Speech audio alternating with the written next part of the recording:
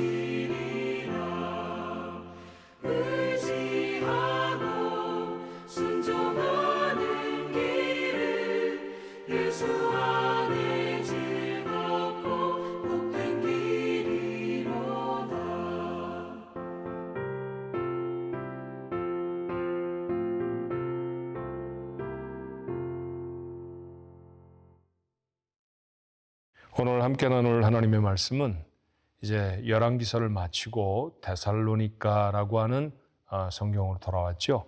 신약 성경에 별로 그렇게 길지 않은 전후서 다 합쳐서 10장이 안 되는 그런 성경으로 돌아왔어요. 그 중에 첫 번째 책인 데살로니가 전서 2장 13절로 20절의 말씀입니다. 우리 한 목소리로 같이 읽을까요? 이러므로 우리가 하나님께 끊임없이 감사함은 너희가 우리에게 들은 바 하나님의 말씀을 받을 때 사람의 말로 받지 아니하고 하나님의 말씀으로 받음이니 진실로 그러하도다. 이 말씀이 또한 너희 믿는 자 가운데서 역사하느니라. 형제들아, 너희가 그리스도 예수 안에서 유다에 있는 하나님의 교회들을 본받은 자 되었으니 그들이 유대인에게 고난을 받음과 같이 너희도 너희 동족에게서 동일한 고난을 받았느니라. 유대인은 주 예수와 선지자들을 죽이고 우리를 쫓아내고 하나님을 기쁘시게 하지 아니하고 모든 사람에게 대적이 되어 우리가 이방인에게 말하여 구원받게 함을 그들이 금하여 자기 죄를 항상 채우매 노하심이 끝까지 그들에게 임하였느니라. 형제들아, 우리가 잠시 너희를 떠난 것은 얼굴이요 마음은 아니니 너희 얼굴 보기를 열정으로 더욱 힘써노라. 그러므로 나 바울은 한 번, 두 번 너희에게 가고자 하였으나 사탄이 우리를 막았도다. 우리의 소망이나 기쁨이나 자랑의 면류관이 무엇이냐? 그가 강림하실 때 우리 주 예수 앞에 너희가 아니냐? 너희는 우리의 영광이요 기쁨이니라. 아멘. 데살로니가 전서를 열었습니다. 데살로니케이스 알파라고 되어 있는 것이 원래 헬라어 성경의 제목이에요. 알파는 첫 번째라는 말이고 그 다음에 두 번째 책은 데살로니케이스 베타 그렇게 되어 있죠. 그래서 첫 번째 책을 우리말 성경에는 데살로니가 전서라고 번역을 했고 두 번째 책을 후서라고 번역을 했습니다. 데살로니가라고 하는 지역에 있는 교회, 그곳에 모여있는 성도들에게 보낸 성령님의 편지, 그것이 바로 데살로니가 서입니다. 그 중에 첫 번째 책이죠. 자, 데살로니가라고 하는 곳은 그리스는 국자처럼 생긴 긴 나라입니다. 허리가 좀 잘록하고요. 아래로 가면 둥글게 깊고 그 다음에 위쪽으로 가면 마치 자루 꼭대기처럼 조금 더 넓게 되어져서 끝으로 약간 퍼져 있는 비슷한 형상이 아닐까 하는 생각이 얼핏 들었어요. 근데 반으로 나누어서 북쪽 지방을 마게도니아라고 불렀고요. 남쪽 지역을 아가야라고 불렀습니다. 각각 불려지는 명칭이 달랐으니까 중심된 도시가 달랐겠죠. 북쪽 마게도니아 지역의 중심된 도시는 데살로니가이고 지금도 데살로니키라고 하는 옛날 이름 그대로 사용하는 고대 도시입니다. 남쪽에는 사실은 아테네가 그리스의 수도인데 크기는 고린도가 훨씬 컸어요. 해협이 있어서 그것을 사이에 두고 무역이 상했기 때문에 사람이 훨씬 많이 모여 살았죠. 그래서 남쪽 지역을 아가야라고 불렀는데 그 남쪽 지역의 중심은 이 고린도라고 하는 도시였습니다. 바울의 첫 번째 전도 여행은 터키 지역이었고요. 두 번째도 역시 터키 지역으로 복음을 전하려고 했죠.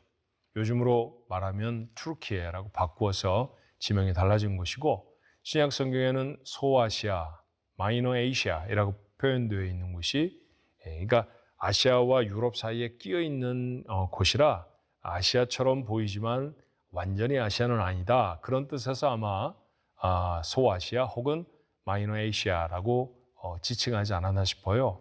그곳이 옛날에는 터키라고 불렀고 지금은 투르키예라고 하는 곳인데 바울은 사실 그 지역 출신이죠. 그래서 자기 지역에 가서 복음을 전하는 일이 익숙하기도 하고 그리고 마음에 애정이 있었던 모양입니다.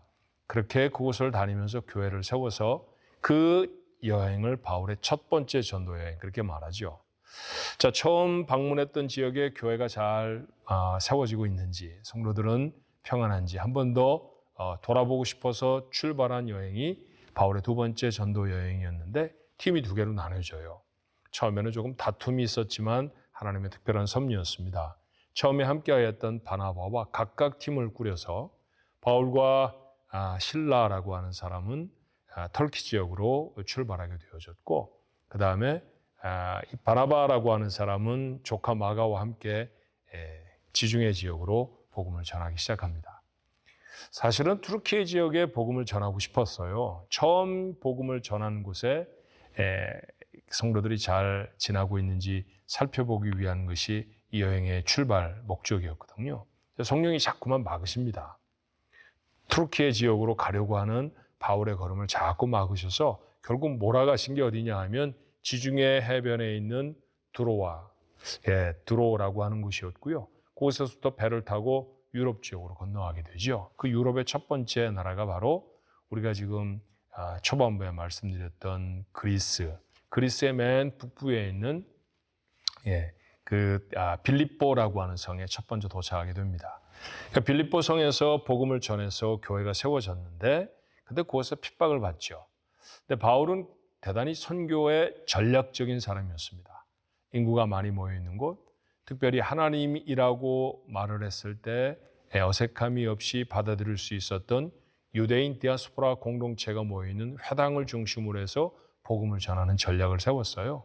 근데 이 데살로니가는 유대인들이 굉장히 많이 몰려와 사는 곳이기도 했고, 말씀드렸던 것처럼 마게도니아, 그리스의 북부 지역에는 수도인, 로마의 행정 수도이기도 했던 것이 바로 이 데살로니가라고 하는 지역이었습니다. 지금도 대단히 큰 도시예요.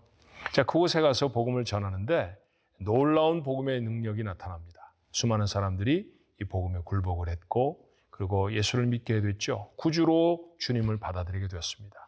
근데 이렇게 우리가 생각할 때는 놀라운 은혜의 사건이었지만, 이 일들을 위기로 생각했던 무리들이 있었는데, 그것은 다름 아닌 유대인들이었습니다. 이게 이상한 종교를 믿는 거 아니야? 라는 오해가 있었겠죠. 그래서 집요하게 핍박하기 시작합니다.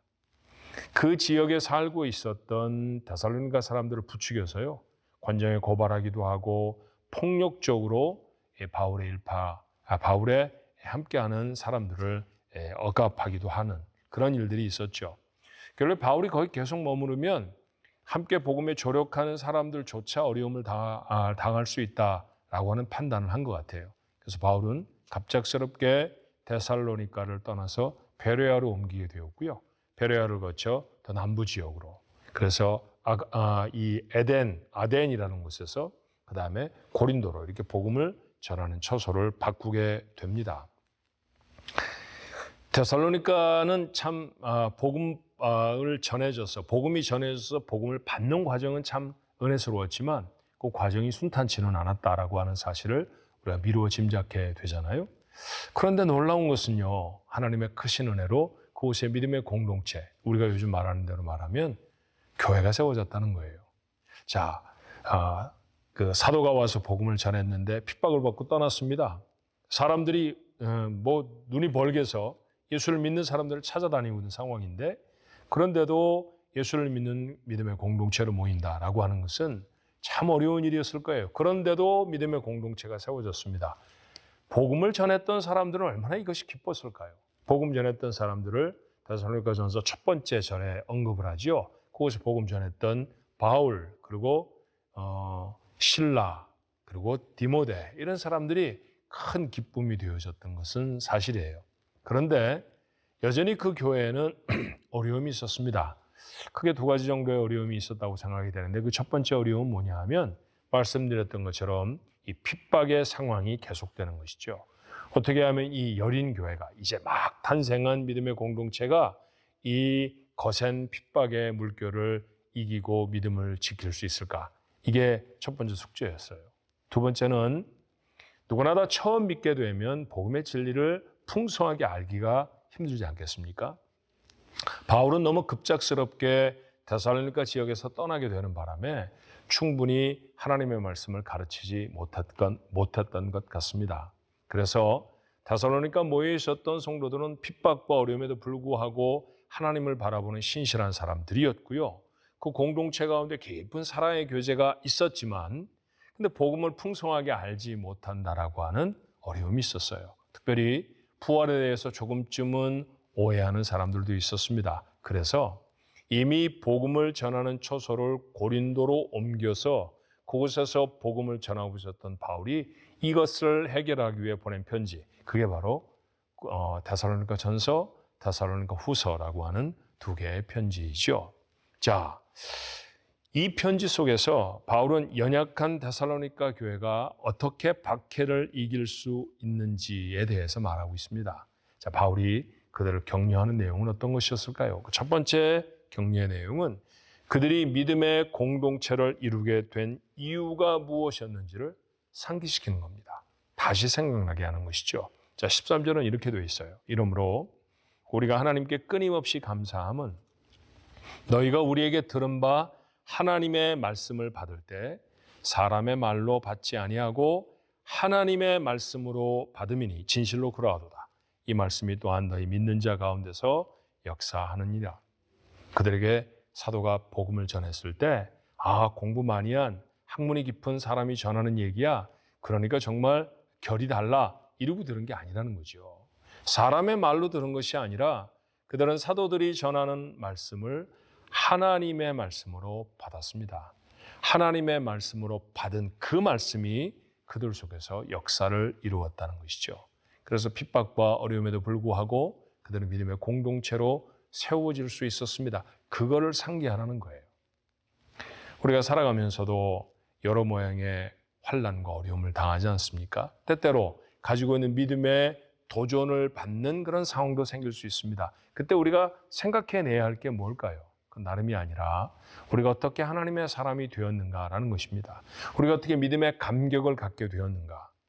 누군가가 여러분에게 하나님의 말씀을 전했을 거예요. 그게 목사였을 수도 있고 아니면 여러분 곁에 있었던 친구였을 수도 있습니다. 다 사람이죠. 목사도 사람이고 친구도 사람입니다. 그러나 그들이 전해주었던 하나님의 말씀을 사람의 말이 아니라 하나님의 말씀으로 여러분의 가슴에 품었다는 것이죠. 그 감격이 오늘 여러분을 하나님의 사람이 되게 하셨습니다. 그러므로 오늘 우리가 살아가면서 만나는 또 다른 문제와 어려움들을 이길 힘도 다른 곳에 있지 않습니다. 누군가가 하나님의 말씀을 증거한다고 하면 그 말씀을 하나님의 말씀으로 마음에 담으십시오.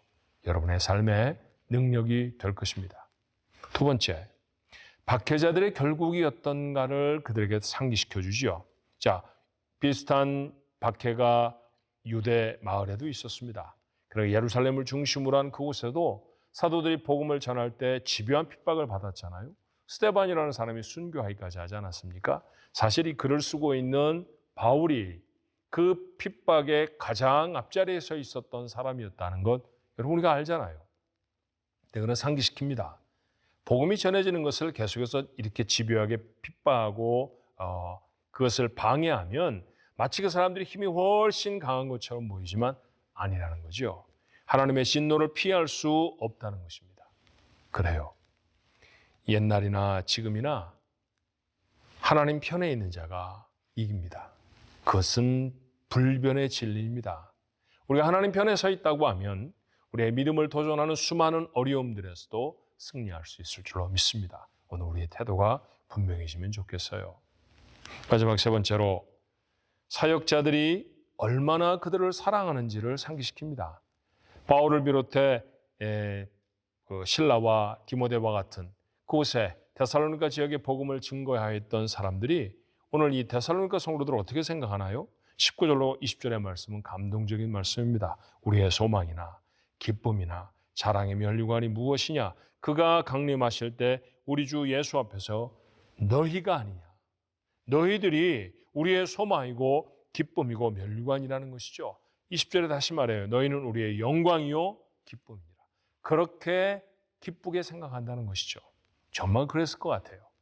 서둘러서 그 땅을 떠나느라 제대로 다 갈무리하지도 못한 믿음의 공동체가 믿음의 공동체로 모여서 하나님을 예배하기도 하고 서로 사랑의 교제를 나누기도 합니다. 그 마을을 떠났던 바울의 마음에는 얼마나 큰 기쁨으로 찾아왔을까요? 이렇게 말해 부족하지요. 너희들은 내 영광이고 너희들이 내 기쁨이고 하나님 앞에서 내가 상을 받는다고 하면 너희들 때문에 받는 것이다 라고 하는 말을 서슴지 않고 말합니다. 오늘 이 말씀을 감히 제게 견주어 말한다고 하면 오늘 예배에 참여하는 여러분도 우리 중앙가족들도 제게는 그렇습니다. 제 자랑이 무엇입니까? 여러분들입니다. 제가 하나님 나라에 섰을 때 제게 주실 하나님의 상이 무엇입니까? 여러분들로 인하는 것이죠. 여러분이 제 기쁨이고 여러분이 제 자랑이고 여러분이 제 영광입니다. 여러분 곁에 그렇게 복음을 전해 주었던 사람들의 사랑이 있다는 사실을 잊지 마십시오. 비록 그 곁을 바울은 떠났을지라도 여전히 그들을 사랑하고 있다는 이야기를 이렇게 절절하게 그들에게 전하며 그들은 격려받고 있죠. 맞습니다. 그런 같은 모습이 여러분 속에도 있었으면 좋겠어요. 여러 가지 모양으로 도전받고 여러 가지 모양의 사건과 어려움들이 여러분 속에 있을지라도 여러분에게 복음을 전하고 여러분을 믿음으로 키워내는 목회자들은 여러분을 그렇게 사랑합니다. 그 사랑이 험악한 세상을 이길 수 있는 여러분의 힘과 용기가 되어지길 바랍니다.